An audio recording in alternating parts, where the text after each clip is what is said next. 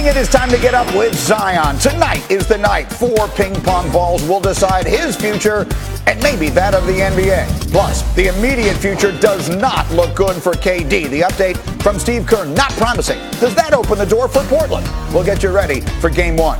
And a month removed from maybe his greatest triumph. Can Tiger do it again? It's major week. All that and more. It's a jam-packed day. It's time to get up, starting right now, live from New York. Thank you for starting your morning with us.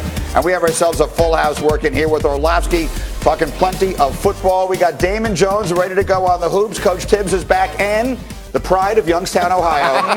Let's go. Terry Rozier is here. Scary, Terry. I'm going to tell you right now. The trash talk between Rozier and DJ this morning has been, if we could find some way to bring to the air what the two of you have been doing to each other off the air, it will be my greatest success. Oh, man, it'll be great. And he knows, and that's all that matters. Who's the best? He keeps saying I know, but I don't really know nothing. He do know. All right, here's what we all know for sure. Tonight, one team will get 4 ping pong balls bounced their way, and that team will get the right to draft Zion Williamson, maybe the most hyped college prospect ever.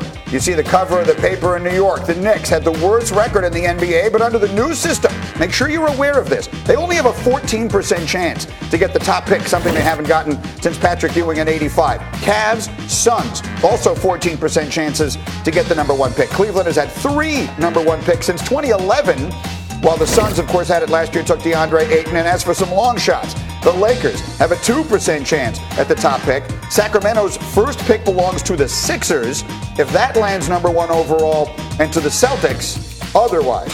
So here are some numbers. And again, they have changed around the system for this year in order to try to combat tanking.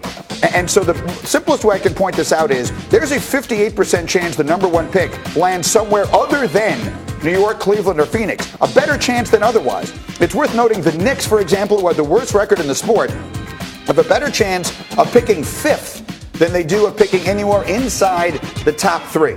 So there is enormous drama and intrigue going on in Chicago tonight, and that is where the man is always in the middle of the action. As Adrian Wojnarowski is with us live from Chicago for the lottery tonight. And Woj, of course, everyone is talking about Zion this morning. What is the latest news you have on him right now?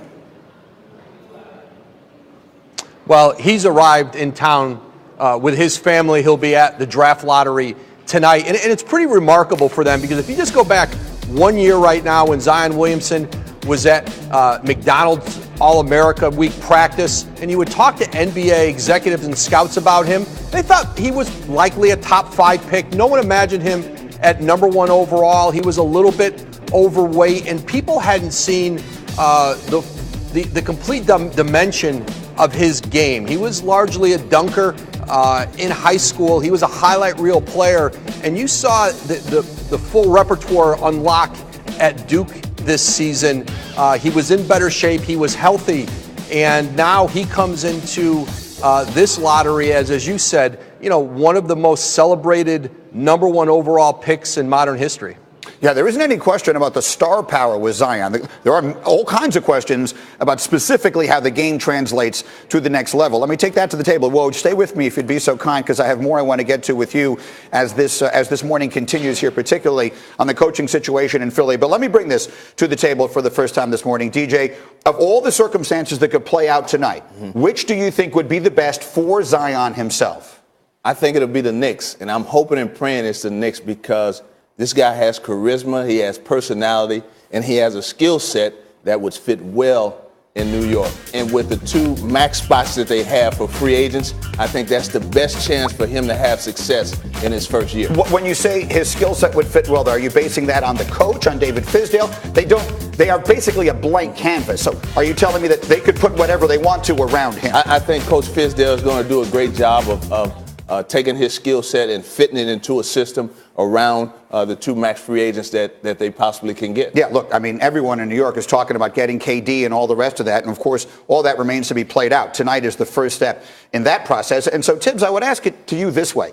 I was just discussing with Woj. There is no question the star power of Zion. And for that reason alone, he'll be the first pick no matter where he winds up. But does he definitely have the game to back that up? Is he going to be a star on the next level? I think he is, and I know Ewing's going to bring the good luck tonight for New York. But when you look at his game, and Adrian touched on this, it's not just power and athleticism. There's a finesse to his game. And I also think he has the mental toughness to deal with a city like New York. Not everyone can handle New York. I think he can. But the way the strength, the power, the finesse, the way he sees the game, the way he can make plays, that's the NBA game today. And we're not talking about the defensive side, where I think he's going to handle that well also. We keep talking about New York. I want to point out again what we did at the very top of the show, and we'll do a little more detailed look at this as our morning continues. This is not the old lottery. This is not your father's lottery system. Yeah. The overwhelming likelihood is that the Knicks do not wind up getting him, even though everyone in New York acts as though it is something of a fait accompli. Does his skill set transfer regardless of where he goes? Does he become a great NBA player regardless of where he's drafted? No question about it. I think he fits in anywhere. And usually if you're going to a lottery type team, there's going to be room to sign someone else to go along with him. Immediately that team becomes significantly better. And Terry, let me turn to you on this. As an active NBA player yourself, when you see a guy come in with all this kind of hype, what do the guys in the league think? I think we're all excited to face against him, as competitors.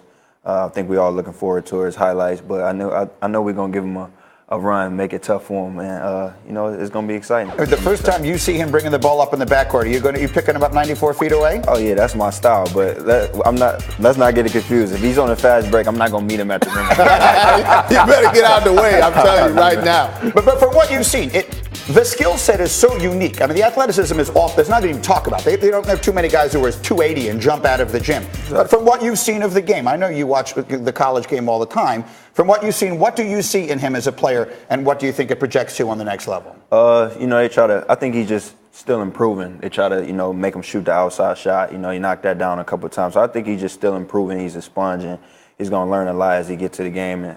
Get to the NBA, and it's going to be exciting for me to see, exciting for all of us to see. When you say finesse, what specifically are you talking about? Shooting from the outside? We see him finishing around the rim. The athleticism we know is off the charts. What's the finesse? Well, piece? he's never afraid to take a big shot. When they need a big shot, whether it's on the perimeter or it's inside, he's not afraid of that moment. But the biggest thing is on his penetration, and there's help coming. He has the ability to move the ball around and create space and get his shot off. You think, how's he going to get that off? And it's innate. He's got a great feel for the game around the basket. Yeah, I tell you what, the Knicks are not the only high-profile landing spot that is potential tonight. The Lakers are another. And a little later, DJ is going to explain why if the Lakers wind up getting the ping pong balls go their way, he may never wind up playing there. That's on the way. But for